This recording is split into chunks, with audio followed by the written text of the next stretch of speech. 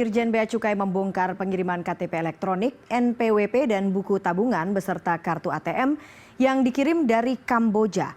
Sebanyak 36 iktp dan 32 NPWP tersebut diduga akan digunakan untuk kejahatan ekonomi dan narkoba. Setelah dilakukan pemeriksaan, dipastikan bahwa data di iktp dan NPWP adalah palsu. Data dalam visi KTP tersebut tidak sama dengan data yang ada dalam chip. Atas temuan tersebut, pihak Ditjen Bea Cukai sedang melakukan pendalaman.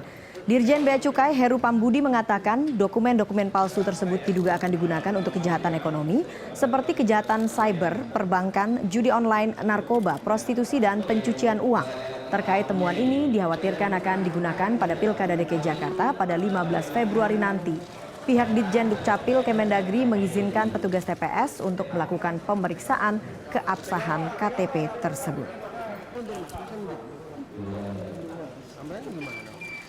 Komisi 2 DPR mengimbau agar penyelenggara pilkada mewaspadai penggunaan KTP elektronik palsu untuk memilih di TPS. Ini setelah ditemukannya pengiriman iktp palsu dari Kamboja saat melakukan sidak di kantor Bea Cukai Bandara Soekarno-Hatta.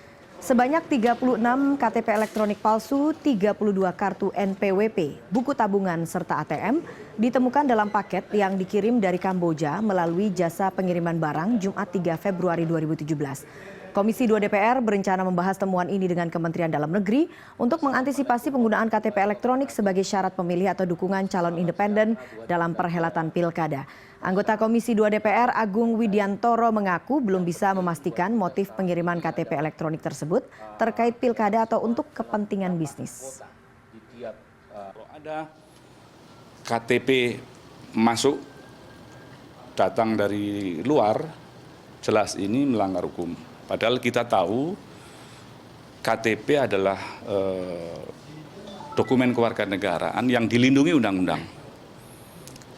Karena dilindungi undang-undang, di sana diatur siapa instansi yang berwenang untuk menerbitkan. Dalam hal ini Kementerian Dalam Negeri melalui Dirjen Dukcapil. Tetapi kenapa ada barang masuk dari luar? Jadi ada dugaan kuat bahwa ini legal. Sementara itu, Wakil Ketua DPR Agus Hermanto meminta kepada aparat penegak hukum untuk menindaklanjuti temuan KTP elektronik yang dikirim dari Kamboja beberapa waktu lalu. Masuknya KTP elektronik palsu dari luar negeri dikhawatirkan akan mengganggu jalannya Pilkada serentak 15 Februari 2017. Pemerintah juga sudah mengakui bahwa ini ada import dari KTP yang tidak berlaku dari Kamboja dan lain sebagainya. Tentunya ini harus ditindaklanjuti dengan sebenar-benarnya karena ini merupakan suatu pelanggaran dan pelanggaran juga pelanggaran hukum, pelanggaran pidana.